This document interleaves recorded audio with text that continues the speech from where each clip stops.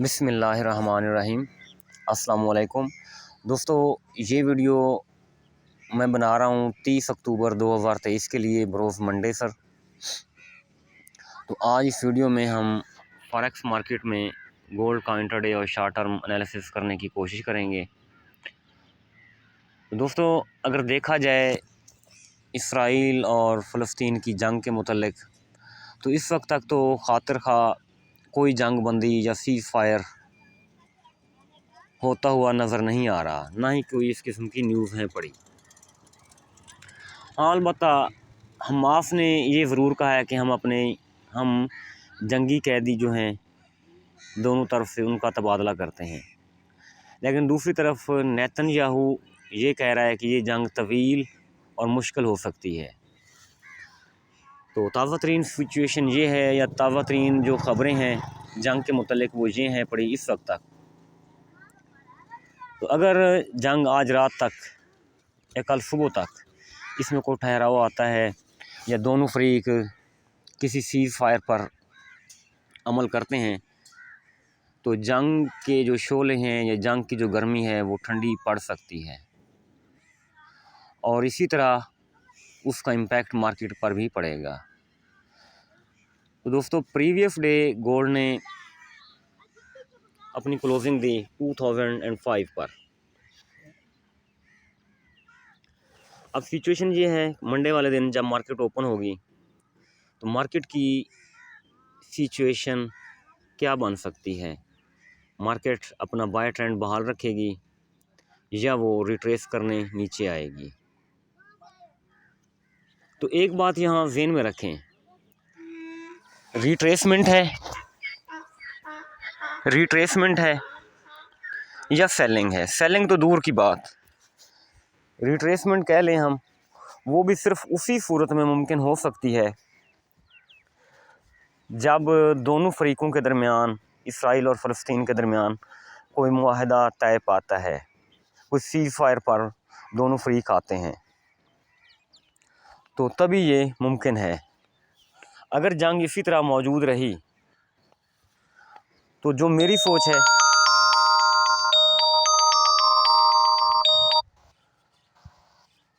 सोच है इस वक्त, कि मार्केट शायद रिट्रेसमेंट भी ना करे अपनी, और बदस्तूर ये अपना बाय ट्रेंड बहाल रखे।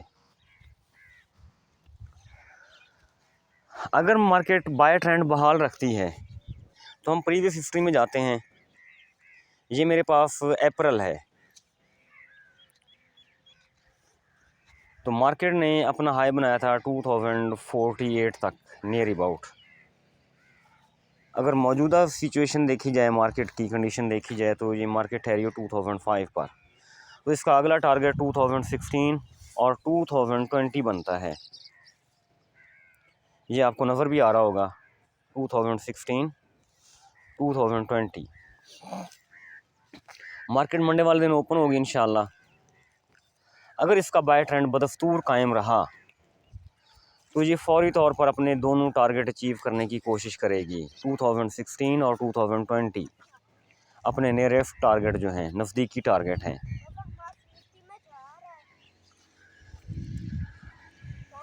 तो हाँ, इसके बाद थोड़ी बहुत सेलिंग में आए, सेलिंग ना कहें उसे, हरगिज़ ना कहें सेलिंग, थोड़ी बहुत रिट्रेसमेंट करे तो तब ये नीचे आ सकती है।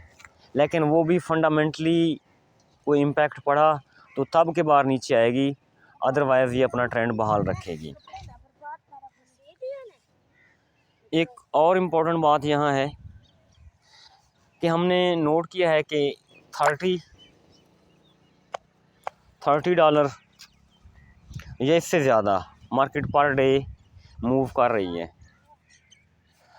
अगर 2005 पर इसने क्लोजिंग दी है, यहाँ से ओपनिंग देती है मार्केट, तो 2040 2035 यहाँ तक मार्केट बआसानी पहुँच सकती है। तो अगला टारगेट चूँकि हमारा है 43, ये मैं आपको लाइन लगा के दिखाता हूँ।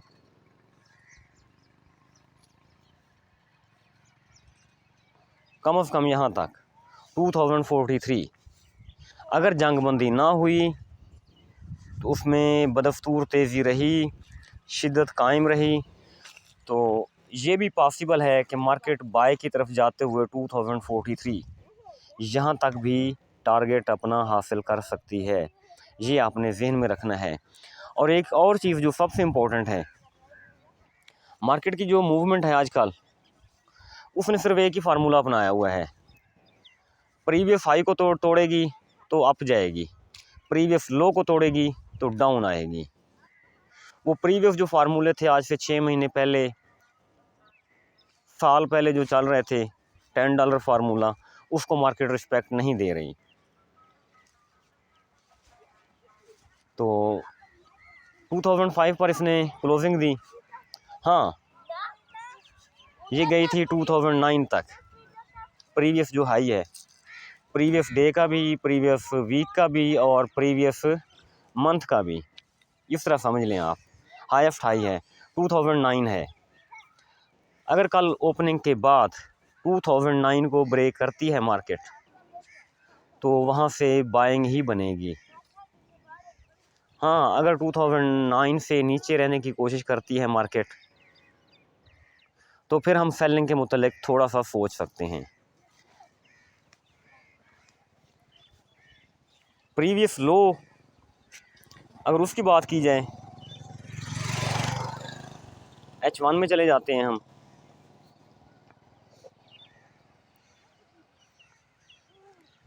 प्रीवियस लो इसका जो बन रहा है 1976, प्रीवियस डे का जो लो है, इसको ब्रेक करे तो आप समझें कि मार्केट सेल में आ रही है। लेकिन ये गैप बहुत ज़्यादा है, 2005 और 1976, ये गैप बहुत ज़्यादा है। इसीलिए जो मैंने लेवल लगाए हैं, मैंने फैबो लगाया है, फैबो को जो लेवल मेरे पास आ रहे हैं 1995, 1995, 1988 और 1981, ये आपके सामने हैं पड़े, आप इनको देख सकते हैं। यानी अगर हम सेलिंग करना चाहें, मार्केट सेल में गिरना चाहती है, तो ये लेवल आप ज़हन में रखें। इन लेवल्स तक आपने सेलिंग करनी है ग्रेजुअली। अदरवाइज़ जिस तरह मैंने पहले बताया है आपको, अगर बाय ट्रेंड बरकरार रहा तो मार्केट ने उसी तरह ऊपर जाना है, प्रीवियस हाई को तोड़ेगी, प्रीवियस हाई को तोड़ने के बाद बदस्तूर ये अपवर्ड जाती रहेगी। तो ये चीज़ आपने ख़ास ख्याल रखना है। एक और इम्पॉर्टेंट बात बताता चलूँ, मार्केट पहले तो हम कहते थे फंडामेंटली चलती है या टेक्निकली चलती है, आजकल ये साइकोलॉजिकली भी चल रही है। मैं आपको बताता हूँ, लास्ट फ्राइडे एक बाय का सिग्नल अकमल भाई ने वीआईपी ग्रुप में लगवाया, बहुत ज़बरदस्त सिग्नल था वो। मार्केट वहाँ तक आई और वो जोन ब्रेक किया, लेकिन फिर दोबारा आप चली गई। तो अल्लाह का शुक्र है भाई अकमल ने ना वो लोगों से कहा कि आप, दोस्तों से कहा कि आप अपना प्रॉफिट बुक करते जाएं। तो उठे सारे लोग प्रॉफिट में ही।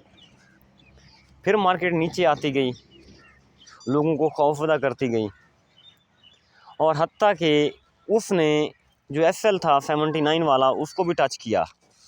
मीन कि हर बायर को मार्केट से उसने उठा दिया।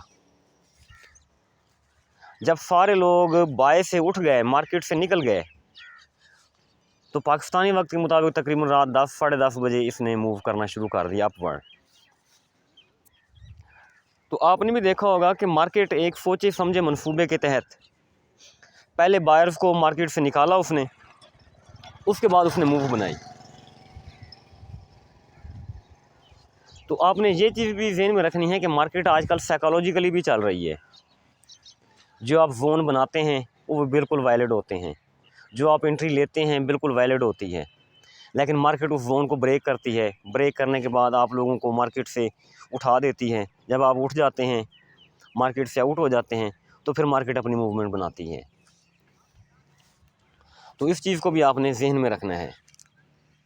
तो सेलिंग लेवल मैंने आपको बता दिए, 1976, 1981, 1988 और 1995, ये ग्रेजुअली हमारे सेलिंग लेवल निकलेंगे मंडे वाले दिन के लिए, अगर मार्केट नीचे आना चाहे। लेकिन बेस वही होगी, बुनियाद मार्केट ने वही बनानी है फंडामेंटली।